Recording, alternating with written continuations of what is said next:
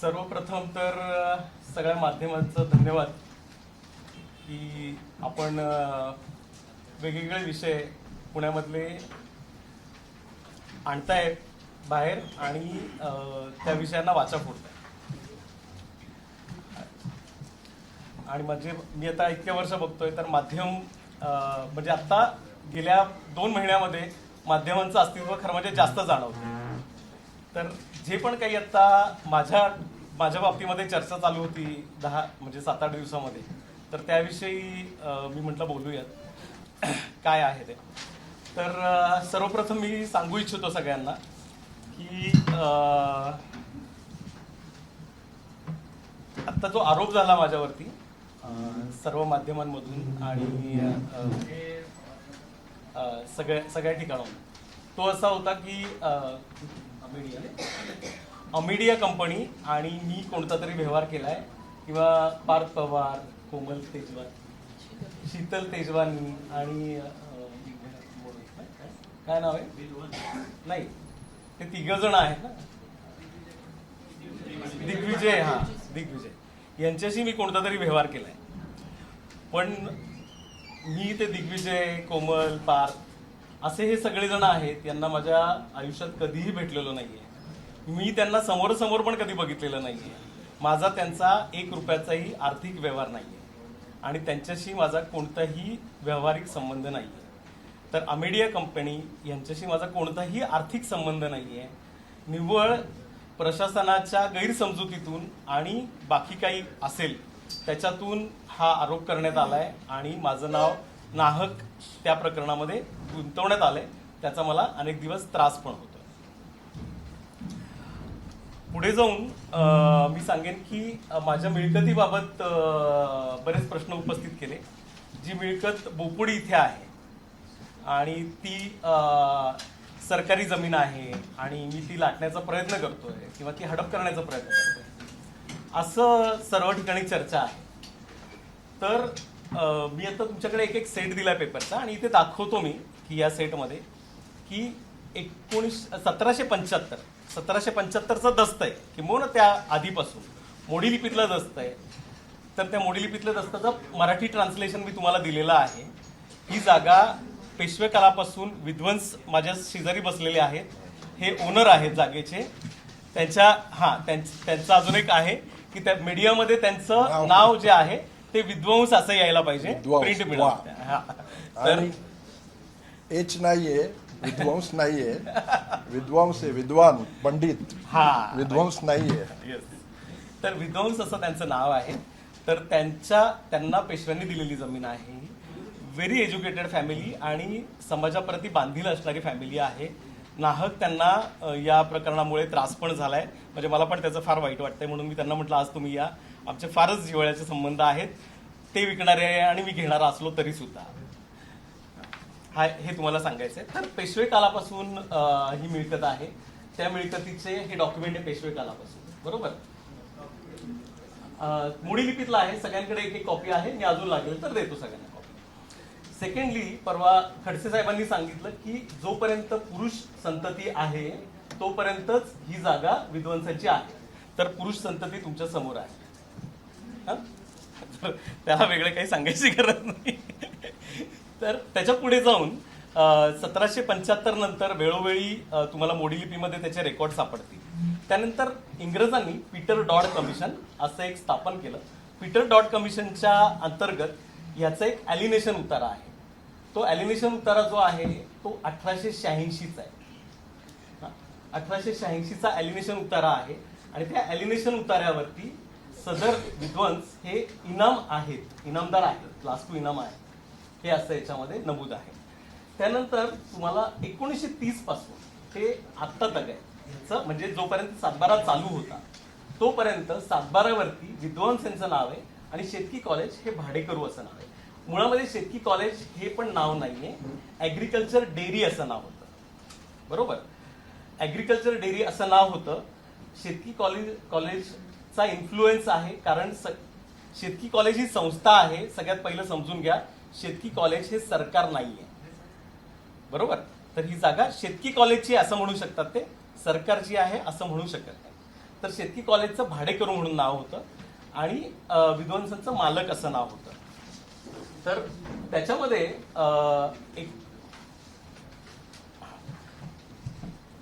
त्याच्यामध्ये 1953 साली इनाम ॲब्युल्युशन ऍक्ट आला, ज्या अंतर्गत इनामदार आहेत त्यांना मालक करण्यात आलं. दोन पद्धतीने करण्यात आलं, आयदर इनाम काढून घेण्यात आलं किंवा मालक करण्यात आलं.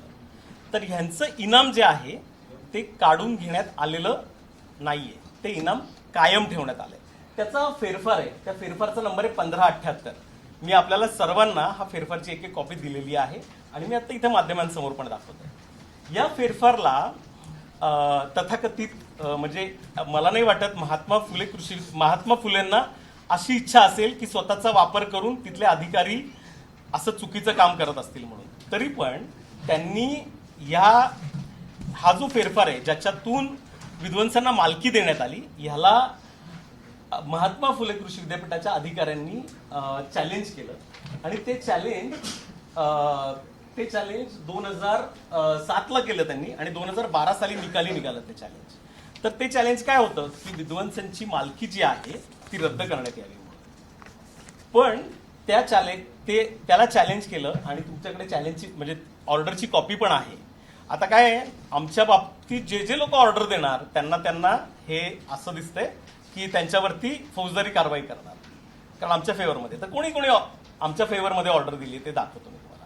तर ही एक 2012 सालची ऑर्डर आहे. 2007 साली महात्मा फुले कृषी विद्यापीठ, जे ऍग्रिकल्चर कॉलेज असं नाव आहे पण त्याचा ऍडव्हान्टेज ते घेत आहेत, नो इश्यू. तर त्यांनी चॅलेंज केलं 2007 ला आणि 2011 ला निर्णय लागला की तुमचं अपील फेटाळण्यात येत आहे. यांना 2053 साली मालकी बहाल करण्यात आलेली आहे आणि 2053 पासूनची आतापर्यंत ही मालकी आहे आणि याला आम्ही रद्द करू शकत नाही एवढ्या उशिरा. 1953 पासून आज तक मालकी आहे. ठीक आहे. त्यानंतर ह्याच्यावरती टाउन प्लॅनिंग स्कीम. आता हा सर्वे नंबर 62 नाहीये, निव्वळ दिशाभूल करण्यासाठी सर्वे नंबर 62 असं केलं जातं. सर्वे नंबर जेव्हा असतो त्या सर्वे नंबरचं टाउन प्लॅनिंग स्कीम होते. आपल्याला सर्वांना जाणीव असेल की आपल्या इथे वेगवेगळ्या टाउन प्लॅनिंग स्कीम आहेत. तर ही संगमवाडी टाउन प्लॅनिंग स्कीम आहे. तर संगमवाडी टाउन प्लॅनिंग स्कीम अंतर्गत मला एक ग्लास पाणी पण. संगमवाडी टाउन प्लॅनिंग स्कीम अंतर्गत याचं टायटल रिस्ट्रक्चरिंग होतं, म्हणजे टायटल फिक्स होतं थोडक्यात. आणि 7-12 पेक्षाही सुपरसीड हे टायटल असतं, कारण ह्याच्यावरती आर्बिट्रेटर असतो, तो जज असतो. त्या जजनी सर्वांचं हिअरिंग घेतलं आणि सर्वांचं म्हणणं ऐकून घेतलं की ह्याच्यामध्ये कोण मालक आहे, कोण भाडेकरू आहे. तर ह्याच्यामध्ये ऍग्रिकल्चर कॉलेजला सुद्धा संधी देण्यात आली. ऍग्रिकल्चर कॉलेजनी संधी दिली. ऍग्रिकल्चर कॉलेजला जेव्हा संधी दिली तेव्हा ऍग्रिकल्चर कॉलेजने बघा काय म्हटलंय त्याच्यामध्ये, तुम्ही झूम करून बघू शकताय. त्याच्यामध्ये मी तुम्हाला वाचून पण दाखवतो. तर ऍग्रिकल्चर कॉलेजनी तेव्हा असं म्हणाले की बाकीचे सर्वे नंबर त्यांच्या मालकीचे आहेत, पण हे 3 सर्वे नंबर आहेत त्यामध्ये ते भाडेकरू आहेत. तर Shri Kale states that he has no document at present to show that this land have been held by agriculture college under the lease. त्यांच्याकडे ही जागा भाड्यानी आहे याचं सुद्धा त्यांच्याकडे कोणताही कायदेशीर पुरावा नाही. हे एका जज समोर त्यांनी दिलेलं स्टेटमेंट आहे आणि त्याची ही ऑर्डर आहे. ह्या ऑर्डर नंतर काय झालं, ह्या ऑर्डर नंतर ह्या जागेचं टायटल फिक्स झालं, ज्याला टायटल अँड टेन्युअर सर्टिफिकेट म्हणतात. इट इज सुपरसीड टू 7-12 आणि सगळ्याच डॉक्युमेंटला सुपरसीड करतो. आणि ते टायटल अँड टेन्युअर सर्टिफिकेट आहे इथे. तुम्ही याच्यावर पण झूम करू शकता. याच्यामध्ये इथे तुम्हाला नाव दिसेल, यशोदा नारायण विद्वांस. यशोदा नारायण विद्वांस म्हणजे यांच्या आजी यांच्या नावाने ह्यांचं नाव लागलं इथे. पण यांच्या घरात पुरुष संतती होती तेव्हा पण, नाहीतर परत तुम्हाला अजून कोणीतरी कन्फ्यूज करेल. तर त्यांचं नाव आहे आणि त्याच्यामध्ये ऍग्रिकल्चर कॉलेज इथे भाडेकरू असं नाव आहे, बरोबर. तर ह्या डॉक्युमेंटला आव्हानित जर करायचं असेल, ह्या टायटलला आव्हानित करायचं असेल तर इथे खाली लिहिलंय पहा की तुम्हाला सिव्हिल कोर्टामध्ये याला चॅलेंज करावं लागेल आणि याच्यामध्ये फेरफार करावा लागेल. हे 1975 साली झालेलं डॉक्युमेंट आहे.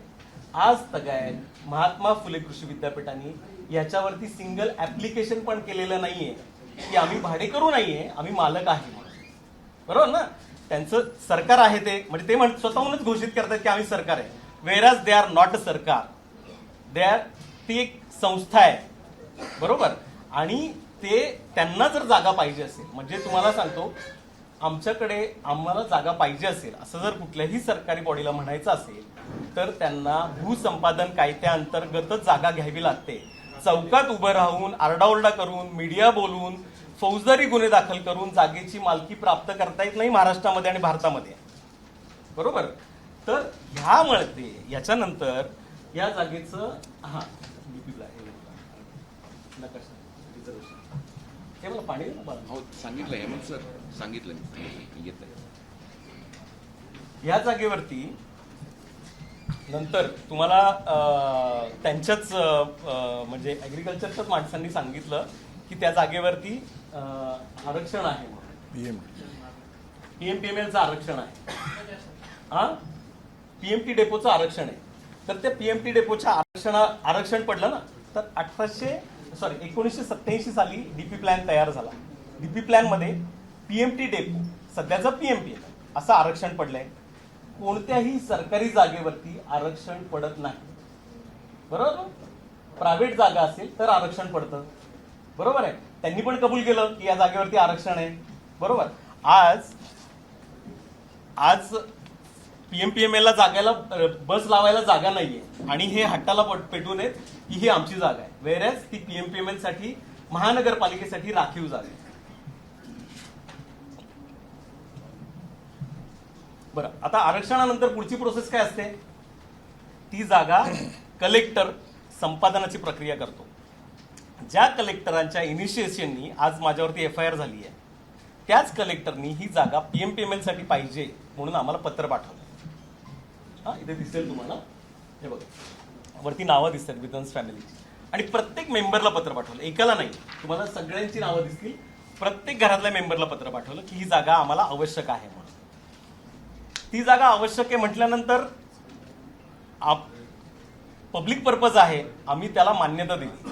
त्याला मान्यता दिल्यानंतर त्याचा एक अवॉर्ड तयार करण्यात आला, ड्राफ्ट अवॉर्ड म्हणतात त्याला, ज्याच्यामध्ये मोबदला लिहिला जातो. त्या मोबदल्यामध्ये कलेक्टर, जिल्हाधिकारी त्याचे हेड असतात आणि त्यांच्या अंतर्गत हा एक रिपोर्ट तयार होतो. याला अवॉर्ड म्हणतात, त्याला निवाडा म्हणतात. या निवाड्यामध्ये मालकी हक्क कोणाचा आहे असं नमूद केलं जातं. तुम्हाला दाखवलं तसं हा टाउन प्लॅनिंगचा जो हे आहे, हा माझ्या जन्माच्या पण आधीच आहे. बरोबर. म्हणजे आणि हे जे आहे, हा अवॉर्ड जो आहे तो पण जिल्हाधिकाऱ्यांनी केलेला आहे. त्या अवॉर्डमध्ये काय म्हटलंय पहा तुम्ही, तुमच्याकडे सगळ्यांकडे कॉपी आहे. त्या अवॉर्डमध्ये असं म्हटलंय, सदर जमीन नोंद कृषी विद्यापीठाच्या नावे होण्यावर महसूल खात्याकडे पत्रव्यवहार चालू आहे असं कृषी विद्यापीठ म्हणतंय. तथापि वरील वस्तुस्थितीशी कृषी विद्यापीठाने कोणताही ठोस पुरावा, कागदपत्रे सादर केलेली नाही. तसेच मालक म्हणून 7/12 सदरी त्यांचं कोणतंही नाव नोंद दिसून येत नाही. हे विभागीय आयुक्त, जिल्हाधिकारी आणि भूसंपादन ऑफिस या तिघांच्या सहीने हा तयार झालेला ड्राफ्ट आहे. याच्यामध्ये कोणाचा इन्फ्लुएन्स नाही, कोणीही नाही, आणि भूसंपादनाचा हा ड्राफ्ट आहे. बरोबर. यानंतर ह्या भूसंपादनासाठी त्यांनी काल ॲलिगेशन केलेत मीडियासमोर की यांनी खोटी मोजणी केली म्हणून. तर ह्या मोजणीची कॉपी आहे माझ्याकडे भूसंपादनाच्या, तुम्हाला दाखवतो.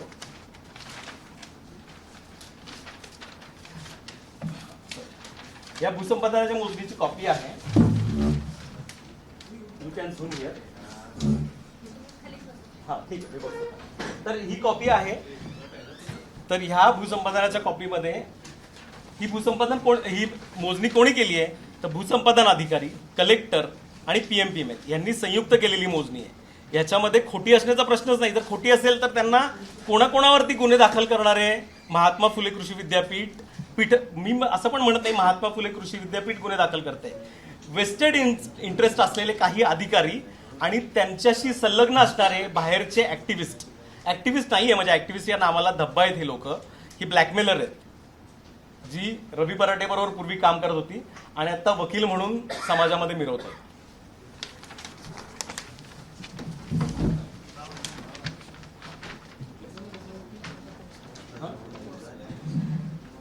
ठीक आहे. आता हे सगळं झाल्यानंतर काय झालं की ह्याच्यामध्ये त्यांचं म्हणणं आहे सातबारावरचं नाव उडवलं, सातबारावरचं नाव उडवलं असं ते सगळीकडे सांगतायत, बरोबर ना? किंवा तुम्ही पण सगळीकडे सांगताय की कोण आपले तहसीलदारांनी याचं सातबारावरचं नाव काढलं असा आरोप आहे, बरोबर ना? तर मुळामध्ये सगळ्यांना माहिती असेल,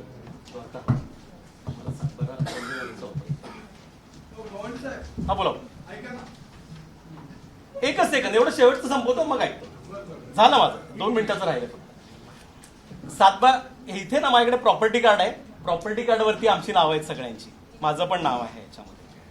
तर ह्या प्रॉपर्टी कार्ड जेव्हा तयार असतं तेव्हा सातबारा बंद होतात हे आपल्याला सर्वांना जाणीव असेल. त्यामुळे सातबारा बंद झालेला आहे आणि प्रॉपर्टी कार्ड अस्तित्वात आहे. प्रॉपर्टी कार्डला आत्तापर्यंत महात्मा फुले कृषी विद्यापीठाच्या अधिकाऱ्यांनी आत्तापर्यंत कुठेही चॅलेंज केलेलं नाहीये. ते फक्त चौकात येऊन आमची जागा आहे असं म्हणजे त्यांच्या बळाचा चुकीचा वापर करून आरडाओरडा करतात, एवढंच मला सांगायचंय.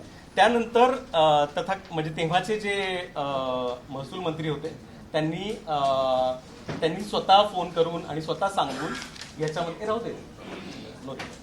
त्यांनी स्वतः सांगून माझ्यावरती FIR केली, त्यावेळेस FIR केली. त्या FIRच्या मध्ये हायकोर्टाची ही ऑर्डर आहे, मी याची पण कॉपी तुम्हाला दिली आहे. या हायकोर्टाच्या ऑर्डरमध्ये चुकीचा वापर, स्वतःच्या पदाचा चुकीचा वापर करून माझ्यावरती FIR केली आहे अशी याच्यामध्ये नोंद आहे. आणि त्यांचं मंत्रीपद हे फक्त भोसरी जागेत गेलेलं नसून त्यांनी माझ्यावर केलेली चुकीची FIR आणि भोसरी जागा घोटाळा ह्या अशा दोन गोष्टींमुळे त्यांचं महसूल मंत्रीपद गेलं, हे मी तुम्हाला आठवण करून देतो. तर सद्यस्थितीमध्ये मी तुम्हाला इतक्या ऑर्डर दाखवल्या कोणाची. त्यानंतर विभागीय आयुक्तांनी महात्मा फुले कृषी विद्यापीठाने विभागीय आयुक्तांकडे चॅलेंज केलं होतं की हे या जागेचे वारस नाहीयेत, ही जागा आमची आहे आणि यांचं वारस म्हणून नाव नोंदवण्यात येऊ नये. तर विभागीय आयुक्तांनी त्याचा निर्णय दिलाय आणि यांचं वारस कायम केलेलं आहे.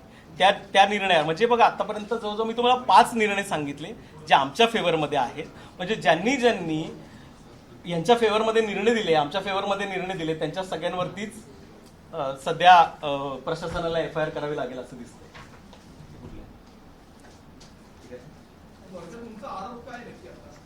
माझा आरोप असा आहे की माझ्यावरती खोटे गुन्हे दाखल झालेत. माझं नाव विनाकारण अमेडिया कंपनी, पार्थ पवार किंवा कोमल तेजवानी, शीतल तेजवानी आणि कोण आहे ते अजून दिग्विजय सिंह पाटील यांना कधीही मी आयुष्यात बघितलेलं नाहीये, ज्यांना भेटलेलो नाहीये, यांना कधीच माझा काही संबंध नाही, आर्थिक 1 रुपयाचाही संबंध नाही. त्यांच्यामुळे नाहक माझ्यावरती आरोप झालाय. माझी इमेज खराब झाली आहे. मी एक व्यावसायिक आहे, बांधकाम व्यावसायिक आहे.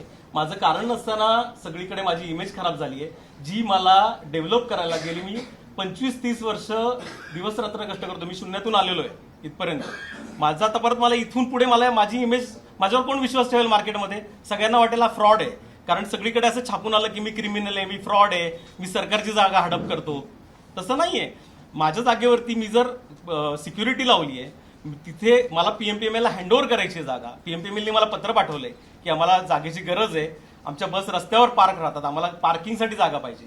तिथे जर मी माझ्या जागेवरती सिक्युरिटी लावली तर मी कसं ट्रेसपासर असू शकतो? वेअर ॲज जे मला कधी भाडं देत नाहीत, ज्यांनी जागा संपादन केलेली नाहीये, ते ट्रेसपासर आहेत ना. फक्त ते सरकार म्हणजे महात्मा फुलेंचं नाव घेऊन त्यांच्या नावाचा पण गैरवापर करून ह्या माझ्यावरती प्रशासनावरती दबाव आणतात आणि काही महसूल अधिकारी महसूल मंत्र्यांना पण मिसगाईड करतात. वेरेज महसूल खात्याकडे या जागेची केसच चालू नाही शकत, कारण या टायटल अँड टेन्युअर सर्टिफिकेटमध्ये क्लिअर म्हटलंय की तुम्हाला दिवाणी न्यायालयात जावं लागेल. तर माझा आरोप शब्द तर थोडा जास्त होईल, पण माझ्यावरती अन्याय झालाय, माझी नाहक बदनामी झालेली आहे आणि खूप वेदनादायक आहे, म्हणजे माझ्यासाठी पण आणि विध्वंस फॅमिलीसाठी पण. कारण रस्त्यावरून फिरताना तुम्हाला लोक बघतात अरे हा फ्रॉड माणूस आहे म्हणून. कुठल्या? हा, मी खरेदीने आलो. हा, मी प्रॉपर खरेदी घेतली जागा, प्रॉपर स्टॅम्प ड्युटी भरली आहे जागा. आणि त्यांचा अजून एक आरोप आहे, मी पाहिला परवा, की मी पॉवर ऑफ अटर्नीवरती स्टॅम्प ड्युटी भरलेली नाहीये. पॉवर ऑफ अटर्नी वरती मी कुठलेही सेल खरेदी विक्री नाहीये. पॉवर ऑफ अटर्नी मी प्रॉपर खरेदीने घेतलेली जमीन आहे.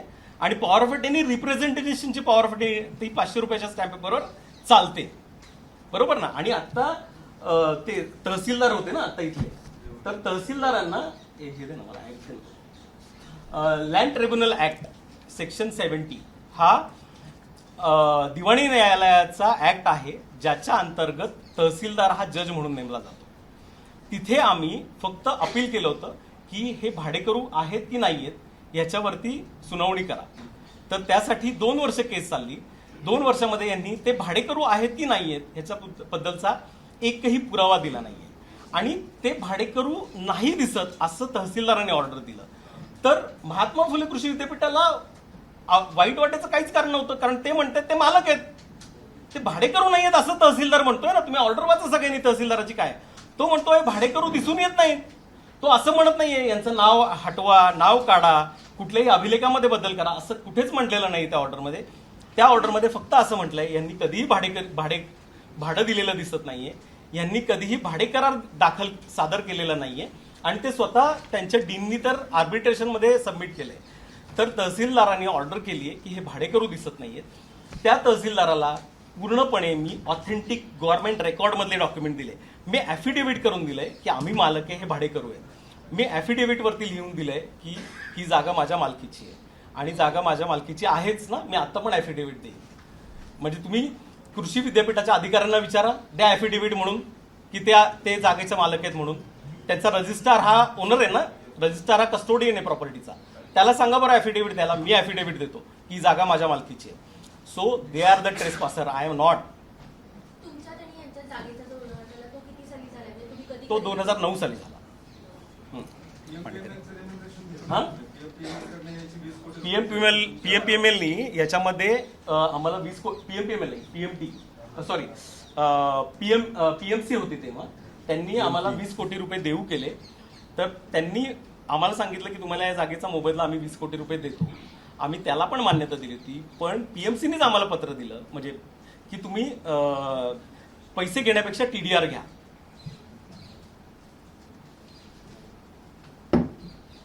पैसे घेण्यापेक्षा टीडीआर घ्या. कारण तुम्ही बघितलं कलेक्टरने आम्हाला पत्र पाठवले की जागा पीएमपीएमएलला लागते, पण पैसे घेण्यापेक्षा टीडीआर घ्या, हे त्यांचं पत्र आहे. आणि आपल्याला पण कळतं की शासनाच्या कस्टडीमधले पैसे घेण्यापेक्षा टीडीआर घेणं चांगलं आहे. आणि जागेचा मोबदला घ्यायला पाहिजे ना. म्हणजे कलेक्टरने पत्र पाठवायचं आम्हाला की तुम्ही जागेचा मोबदला घ्या, आणि आम्ही म्हणायचं नाही हे आमची जागा आहे की नाही आम्हाला माहिती नाही, तर आम्ही तपासतो. असं तर नाही होऊ शकत ना. तर तो मोबदला आज तक मी घेतलेला नाहीये, तसंच तिथे आहे. 1 रुपयाला पण हात लावलेला. टीडीआर साठी मी ऍप्लिकेशन केलं. टीडीआरची ऍप्लिकेशन पूर्ण प्रोसेस झालं. तर सिटी इंजिनियरनी पण त्याला प्रोसेस केली. तर ती प्रोसेस केली, तो काही गुन्हा नाही होत ना. म्हणजे ते सिटी इंजिनियर जे प्रशांत वाघमारे आहेत त्यांनी पण त्याच्यात प्रोसेस केली. म्हणजे प्रोसेस अधिकाऱ्यांनी रेग्युलर प्रोसेस करणं म्हणजे गुन्हा होतो का? तर कोणीतरी ऍक्टिव्हिस्ट येऊन ओरडतो चौकात येऊन की ही सरकारी जागा आहे, लाटतायत, सरकारी जागा लाटतायत. आणि आमच्यासारख्या व्यावसायिकांना त्याला तुम्ही नसतं तर आम्हाला व्हॉइसच नाहीये. म्हणजे माध्यम नसेल तर कोणासमोर बोलायचं आम्ही. तर माध्यम आहेत म्हणून आमचा आवाज तरी पोहोचतो ऍटलीस्ट. नाही टीडीआर सर्टिफिकेशन झालेलं नाहीये. तेव्हाचे जे ऍक्टिव्हिस्ट होते, म्हणजे ऍक्टिव्हिस्ट ऍक्च्युली नाव चुकीचं आहे, ब्लॅकमेलर होते रवी बराटे, त्यांनी नाही सोडा हो, कोणाला ब्लॅकमेल करतात. नाही अन्याय होतो ना. मग आता कोण करत? कधी? आता परवा तर कंप्लेंट का झाली मला माहिती नाही. मीच अभ्यास केला, माझ्यावरती एफआयआर का झाली आहे. मला 1 दिवस पेपर जमवायला लागले सगळे माझे फाईल, आणि मग तुमच्या समोर सादर व्हायला 2 दिवस लागले. हा माझं 1 मिनिट. आता माझं बोलणं पूर्ण झालेलं आहे. मी माझ्या प्रॉपर्टीचं टायटल दाखवलंय. काही माध्यमांना साईट व्हिजिट करायची, मी साईटवर पण घेऊन जाईल त्यांना जागेवरती. हा आता तुमचे प्रश्न एक करून विचारा, जेणेकरून मी त्याची व्यवस्थित उत्तर देऊ शकेन. तुम्ही म्हणाले काही महसूल अधिकारी आहेत, काही जणांनी पदाचा गैरवापर केला आणि तुमच्यावर गुन्हा दाखल झाला. नेमकं कोण आहे ते लोक? ते गुन्हा कोणी दाखल केला? आता नायब तहसीलदार आहेत. मी त्यांना जबाब विचारणारच आहे की कुठल्या कायद्याअंतर्गत माझ्या म्हणजे काय प्रोव्हिजन काय माझ्यावरती गुन्हा दाखल करायची? गुन्हा म्हणजे it is a criminal act ना. मी खोटा पेपर दाखल केलाय किंवा मी फ्रॉडुलंट केलंय, मी खोटा ऍफिडेव्हिट दिलंय, खोटी कागदपत्र दिली आहेत किंवा मी खोटा कायद्याचा वापर केलाय, मी एकही खोटं काम केलेलं नाहीये, तर कशासाठी गुन्हा? हे मीच विचारणार आहे कलेक्टरला. आणि ज्या कलेक्टरने मला पत्र दिले ही जागा पाहिजे म्हणून. तुमची 9 जणांवर गुन्हा दाखल झालाय, तुम्ही जागा तुमच्या म्हणता ते आमेडियावाल्यामधूनच मग कशा आले? कशाला वाद तर नाही, आता मला असं वाटतंय की माध्यम आणि महाराष्ट्र दोघांनी पण हुशार आहेत की असं का झालंय ते. आणि म्हणजे तुम्हाला अनऑफिशियली पण नायब तहसीलदारांनीच गुन्हा दाखल केला असेल तर त्यांनी काय ते चौकशी केली असेल ना? मला कोणी चौकशीला बोलवलेलं तुम्हाला नाही. नाही, त्याचा मला असं कळलं रात्री 1:30 वाजता गुन्हा दाखल झाला म्हणून. मला कोणीही विचारलेलं नाहीये की बाबा तुम्ही काय केलं. म्हणजे नॅचरल ऑफ जस्टिस आहे की नाही विचारायचं ना मला. मी फक्त कशी त्याच्यात आली आहे, फक्त त्याचा कोण आमेडिया कंपनी त्याच्यात कसं आहे? अहो तुम्ही FIR वाचा. मी तुम्हाला तेच सांगतोय, अमेडिया कंपनी आणि मी यांचा दुरान्वय संबंध नाहीये. मी 1 रुपयाचा व्यवहार केलेला नाही. माहिती सांगा ना काय ते आले कुठून, इतर हक्कात आले? अहो मला नाही ना माहिती. मला तुम्ही तेच सांगतो, मी तुम्हाला माझे सगळे पेपर दिलेत मी. सरकारी आता त्यांचं काय म्हणणं आहे, मी अमेडियाला ऐका, तुम्ही तुमचे पेपर दाखवले, त्यांच्याकडे बी असे पुरावे आहेत म्हणून तर ते मध्ये आले ना. कोण? गुन्हा दाखल करताना असं मीडिया कंपनी ते कसे आले? नाही अमेडिया कंपनीला मी जमीन विकली असं म्हणणं आहे ना त्यांचं. मग माझं बँक स्टेटमेंट समोर आहे, माझं सगळं समोर आहे. तुमचे जे इतर पार्टनर आहेत विध्वंसपैकी, त्यांनी कोणी पॉवर ऑफ अटॉर्नी नाही, काय संबंध? मग त्या कशा आल्या याच्यामध्ये? अहो नाही आलेत ना, आम्ही कोणालाच काही दिलेलं नाहीये. त्याच्यात गुन्हा दाखल तर त्यांचाच दिसतोय ना 9 जणांमध्ये. अहो सर तुम्ही शोधा ना काय मिसगाईड करण्यासाठी का काय आहे ते. मी माझी बाजू मांडतो. तुमची जमीन आहे. नाही मी माझ्या जमिनीच्या टायटल बाबत आणि माझ्या आरोपांबाबत बोललोय. अमेडिया आणि त्याचे पार्टनर्स ते काय करतायत ह्याच्यावरती मी भाष्य करणार नाही. सर, त्या प्रकरणात शीतल तेजवाल यांना कुळमुक्तियार म्हणून दाखवले FIR मध्ये. पण त्यांचं तुम्हाला सांगतो की FIR करताना व्यवस्थेने प्रशासनाने अभ्यास करून FIR दाखल करायला पाहिजे ना. आणि ज्यांना घेतोय आपण FIR मध्ये त्यांना विचारलं तर पाहिजे. बरं कोणी बाकीचे पळून गेले असतील, मी तर जागेवर आहे ना. मी सगळ्यांना फोनवर अवेलेबल आहे, मला विचारायचं ना. तहसीलदारांच्या निलंबनाची ऑर्डर वरून आली, मुख्यमंत्र्यांकडून आली. हा. हे सगळं प्रकरण त्यांनी अगोदर बघितलं असेल सगळं त्यात तर पुण्यामध्ये परत मला नाही माहिती सर. मीच आश्चर्यचकित आहे हे सगळ्यासाठी का झालंय. म्हणजे माझा थोडा कायद्याचा अभ्यास आहे, पण अशा पद्धतीने क्रिमिनल ऑफेन्स होत नाही कधी. अशा पद्धतीने गुन्हा दाखल होत नाही. बेसिक अभ्यास तर करायला पाहिजे. म्हणजे रात्री 12 वाजता ठरवतात आणि 1:30 वाजता गुन्हा दाखल करायची ही प्रोसेस नसते कधी. यानंतर तुम्ही तक्रार दिली का त्यांच्यावर? कोणावरती? या मीडिया कंपनी त्यात कशा घुसली? मला तर ते बघा माझ्याकडे कुठलंही आलेलं नाहीये. FIR आली आहे ना. FIR तर काय म्हणजे FIR ती न टिकणारी आहे. स्वतः आता म्हणजे तुम्हाला पण अनऑफिशियली कलेक्टर वगैरे सांगतायत ती FIR चुकीची झाली आहे. फक्त त्या चुकीच्या FIR मध्ये माझी नाहक बदनामी झाली एवढंच मला सांगायचं. तुम्ही जर मूळ मालकांना असं धरलं हा. आहे, तुम्ही असं हो. म्हणताय, तुमची प्रॉपर्टी शीतल तेजवाल यांनी विकली अमेडियाला, आहे का ना? हो. तर तुम्ही त्यांच्या विरुद्ध स्वतः का गुन्हा दाखल करा? माझं काय संबंध गुन्हा दाखल करायचं, कारण नाही झालं ना.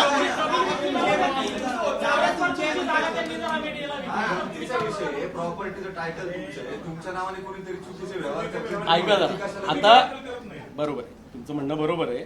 कोणी पण उठेल आणि तुमच्याकडे असलेली कागद खरी? हा तुमच्याकडची खरी आहे का तुमच्याकडे? कोणाच्याकडे खरी आहे, कोणाकडची तुम्ही सांगा.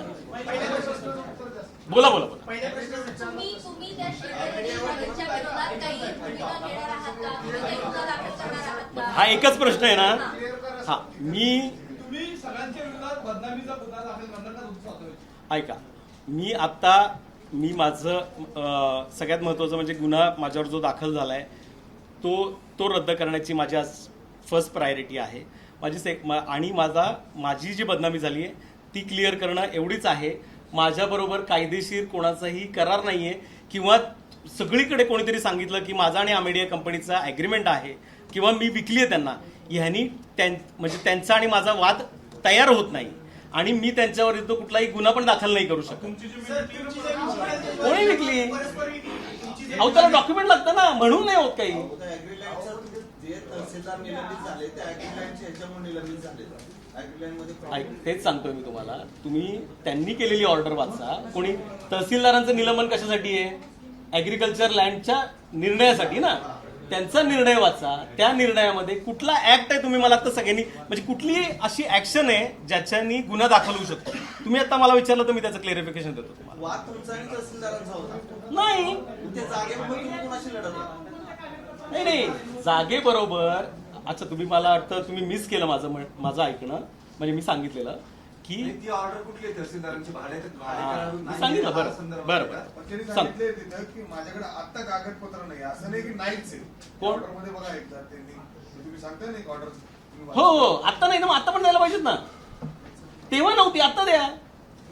कोर्टात देतील ना म्हणून. मग द्या की. तुम्हाला दाखवतो अजून एक कोर्टाची कोर्टाचं अजून एक दाखवतो. हायकोर्टाची कागद त्यांनी सारखा घेतलेला. फसवणूक झाली म्हणून तुम्ही बरं. दाखल करायला पाहिजे होतं. नाही एक एक प्रश्न मिस होईल माझा.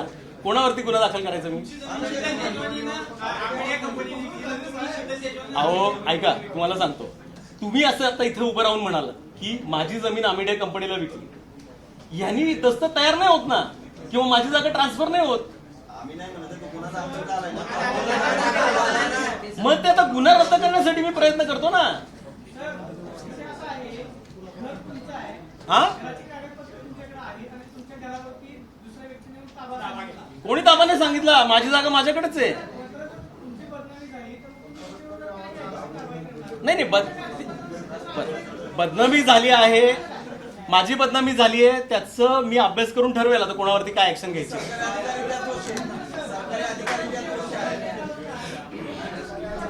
अधिकारी पण या दोषी आहेत.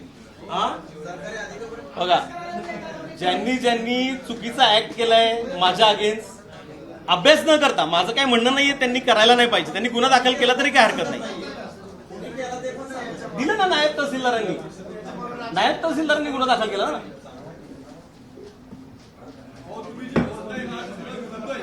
काय काय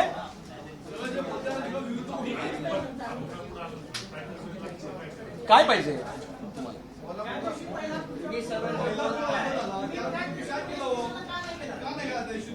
कधी झाला माझ्यावर गुन्हा दाखल?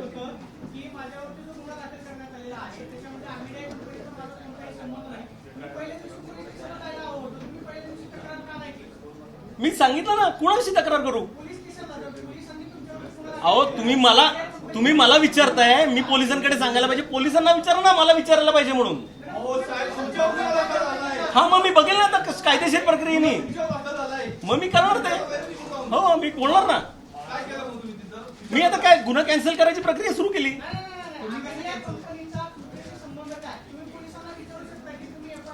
मग ते विचारणारच आता जाऊन मी कलेक्टरला. ज्यांनी कंप्लेंट केली ना त्यांच्याकडे जाणार इथून मी की माझ्यावरती गुन्हा का दाखल केला.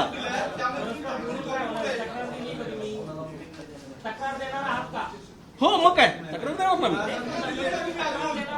तक्रार देणार ना. माझ्यावरती ज्यांनी तक्रार केली आहे ना खोटी, त्यांच्यावरती मी तक्रार करणार आहे 100%. हा कशाला आयुक्तांना? सगळ्यांना कोर्टात खेचणार मी नाही आयुक्तांना वगैरे भेटणार. मी हायकोर्टात खेचणार सगळ्यांना ज्यांनी चुकीच्या पद्धतीने माझ्यावर गुन्हा दाखल केला. पेशवेकालीन जमीन आहे, पेशवेकालीन जमीन आहे.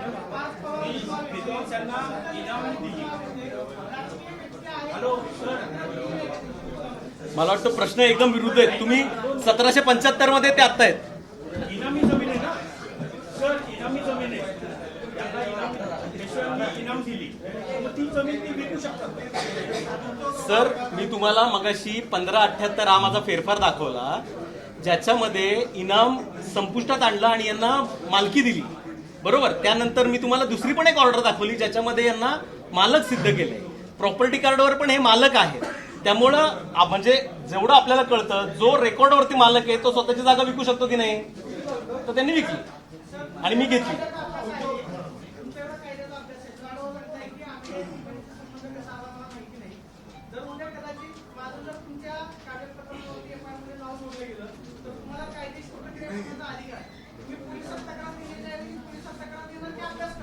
नाही मी मला माझी तर तुमचं म्हणणं एकदम बरोबर आहे. माझी खूपच बदनामी झाली आहे आणि मला व्यवसाय करणं आता याच्या पुढे खरंच कठीण जाणार.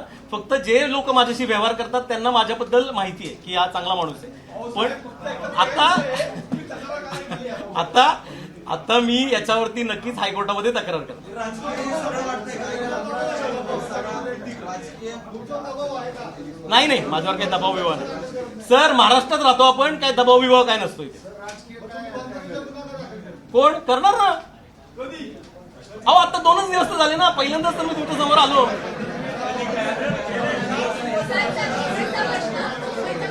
या संपूर्ण प्रकरणामध्ये राजकीय तुम्हाला वाटतंय का?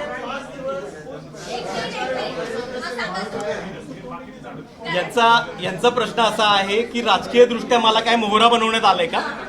मला तसं वाटत नाही, कारण मोहरा जरी बनवायचं असतं तरी त्यांनी अभ्यास करून FIR केली असती.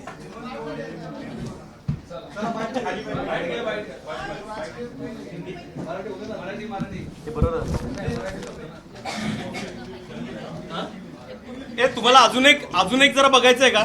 एक खूप छान एव्हिडन्स आहे का? काही गरज नाहीये.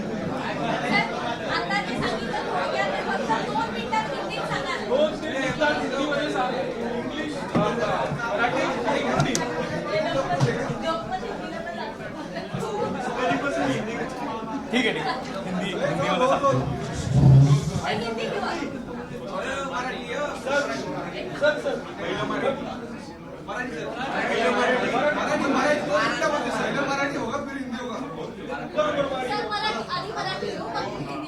सर या बोकोडीच्या प्रकरणामध्ये तुमचं नाव तुमच्यावर गुन्हा दाखल झालेला आहे आणि तुमचं असं म्हणणं आहे की माझा आणि या मीडिया कंपनीचा काही संबंध नाही.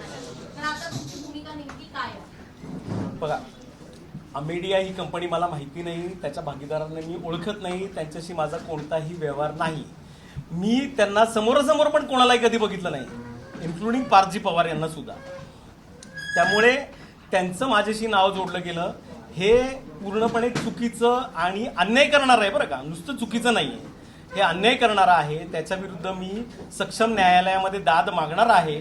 ज्यांनी चुकीची FIR केली आहे त्यांना पण कायदेशीर कारवाई व्हावी यासाठी मी प्रयत्न करणार. जमिनीची बाजू तुम्ही थोडक्यात सांगा. ही जमीन कुणाकडून तुम्ही कधी घेतली, काय घेतली आणि आत्ताचं स्टेटस काय? हा, मराठीत सांगू. सदर आता ज्या जमिनीचा वाद चालू आहे, ही जमीन माझ्याबरोबर जे बसले आहेत मालक, त्या जागेचे पुरुष वंशज विद्वांस त्यांच्याकडून मी खरेदीने घेतली आहे 2009 साली. आता ती पुणे महानगरपालिका म्हणजे PMPML पुणे महानगर परिवहन महामंडळ यांच्या बस पार्किंगसाठी त्यांना अत्यंत आवश्यक आहे, कारण PMPMLच्या 2000 गाड्या रस्त्यावर उभ्या राहतात. त्यांना आम्ही ती जागा देण्याचं ठरवलेलं आहे. त्यांनी आमच्याकडे त्या जागेची मागणी केली आहे आणि आम्ही त्यांना ती जागा देणार. तहसीलदार ज्यामुळे निलंबित झाले त्या जागेवर अग्रीलँड असल्याचं राज्य सरकारच्या निलंबित पत्रामध्ये आहे. ती जागा सरकारी आहे. काय झालंय, ती जागा म्हणजे काही अधिकाऱ्यांनी महसूल म्हणजे माझं असं म्हणणं आहे की महसूल मंत्र्यांना मिसगाईड केलंय. ह्या जागेवरती निर्णय घेण्याचा अधिकार महसूल विभागाला नाही. या जागेवरती निर्णय घेण्याचा अधिकार हा फक्त दिवाणी न्यायालयाला आहे. त्यामुळे या जागेवरती महसूल खातं कोणतंही भाष्य करू शकत नाही, कारण याच्यामध्ये title and tenure certificate under the town planning act final TP scheme याच्या अंतर्गत तयार झाले आणि त्याला चॅलेंज फक्त दिवाणी न्यायालयात आहे. कोणालाही चॅलेंज करायचं झालं तर फक्त दिवाणी न्यायालयात. वाद आता सुरू आहे का? वाद आता कुठेही नाहीये. आता हा बरं झालं तुम्ही विचारलात. तहसीलदारांनी जी ऑर्डर दिली त्याच्यावरती महात्मा फुले कृषी विद्यापीठ हायकोर्टात गेला आहे आणि महात्मा फुले कृषी विद्यापीठ आणि त्याच्या अगेन्स्ट वर्सेस महाराष्ट्र शासन आणि आम्ही अशा पार्ट्या आहेत. म्हणजे तुम्हाला लक्षात येईल, महात्मा फुले कृषी विद्यापीठ इज नॉट महाराष्ट्र शासन.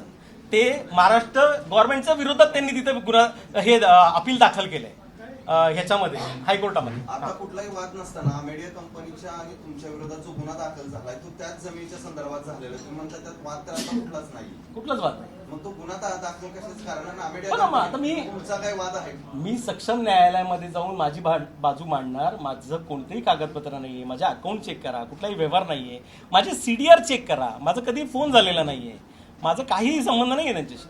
मग आमेडिया कंपनी तुमची फसवणूक केली? नाही हो, काही संबंधच नाही माझ्या. नाव आहे ना त्याच्यावर? आता त्यांचं नाव तर पोलिसांनी चुकून टाकलंय, त्याच्यावर तुम्ही कारवाई करा ना. तुम्हाला काही कल्पना आहे का, महसूल विभागाने जी फिर्याद दिली आहे त्याच्यामध्ये आमेडिया, दिग्विजय पाटील आणि शीतल तेजवानी यांची नावं आहेत. तुमच्या जागेच्या संबंधित FIR मध्ये ही नावं आधी कुठून, महसुली दप्तरी त्यांची नोंद कशी? मी तुम्हाला सांगतो की तुम्हाला आहे का? हा, तुम्हाला सांगतो, तुम्ही जर प्रशासनाला विचारलं, कलेक्टरजींना विचारलं तर ते पण तुम्हाला सांगतील की ही FIR गैरसमजुतीतून आणि चुकीतून झाली आहे. आता त्यांना पण जाणीव झाली आहे, पण ते सगळ्यांसमोर येऊन हे बोलू शकत नाही. तुम्ही विचारा कलेक्टरला जाऊन असं मीडिया घेऊन. गैरसमजुतीतून झालं असेल तर पोलिसांचीच मोठी चूक आहे का? मग आहे ना चूक,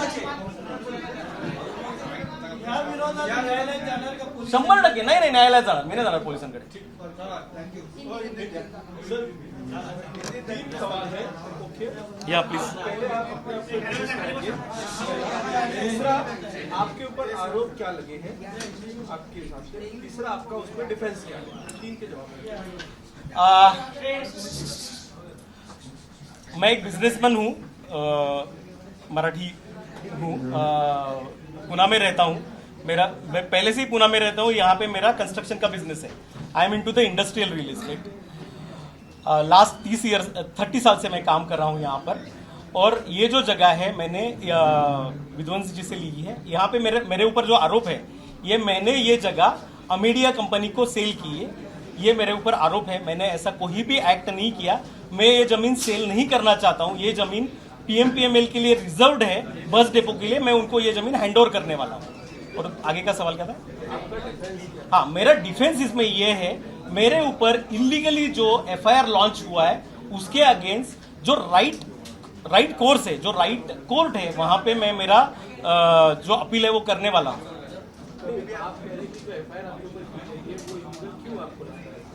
सर, इसमें मतलब इलीगल एक्ट ही नहीं है ना. क्रिमिनल एक्ट क्या होता है? आपने झूठे डॉक्यूमेंट प्रोड्यूस किए हैं, आपने गलत एफिडेविट दिया है, ये सब किया है, तो क्रिमिनल एक्ट रहेगा तो एफआईआर होना चाहिए.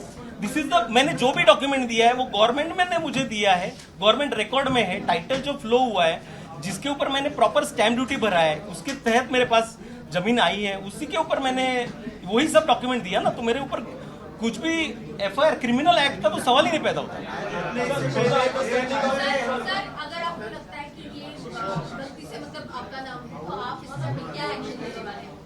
आई will go into the right court ना. जो राइट डायस रहेगा उसके सामने जाऊंगा मैं. Understanding of the viewers to know what is this जमीन पे जो लैंड है क्या कहा जा रहा है सरकारी लैंड. हाँ, राइट. I explain. ये लैंड जो है वो बोपुड़ी एरिया जो है वहां पे है. अभी वहां पे टाउन प्लानिंग स्कीम है. टाउन प्लानिंग स्कीम में वहां पे फाइनल प्लॉट नंबर आया है और उसके ऊपर रिजर्वेशन है पीएमपीएमएल डिपो का. तो कोई भी गवर्नमेंट के जमीन पे रिजर्वेशन नहीं रहता है, प्राइवेट जमीन पे ही रिजर्वेशन रहता है. Right. We are the lawful owner in the record from last more than 150 years. And हमारा जो ओनरशिप है आज तक राइट डायस पे कोई भी चैलेंज नहीं हुआ है. यहाँ पे लिखा है कि सिविल कोर्ट में ही आपको मेरा ओनरशिप चैलेंज करना पड़ेगा. आप मतलब ये सब पुलिस पे जाके टाइटल नहीं डिसाइड होता है. ये लोग एफआईआर कर रहे हैं और टाइटल डिसाइड करने का कोशिश कर रहे हैं, which is very illegal end misuse of power. I can say absolutely I am the owner. इससे पहले पार्थ पवार मीडिया या फिर शीतल तेजवानी, इससे कभी मिले हो आप? कौन सा विवाद हुआ है? मैं शीतल तेजवानी, पार्थजी पवार और वो कौन, हाँ पार्थजी पवार और दूसरे क्या नाम है उनकी, दिग्विजय जी, उनसे कभी भी मिला नहीं हूँ. मेरा कोई भी उनसे व्यवहार नहीं है. आप कहाँ पर भी मेरा सीडीआर चेक कर सकते हैं फोन का. मेरा उनके ऊपर, उनके साथ कोई भी कनेक्शन नहीं है. मैं उनको देखा भी नहीं है आज तक.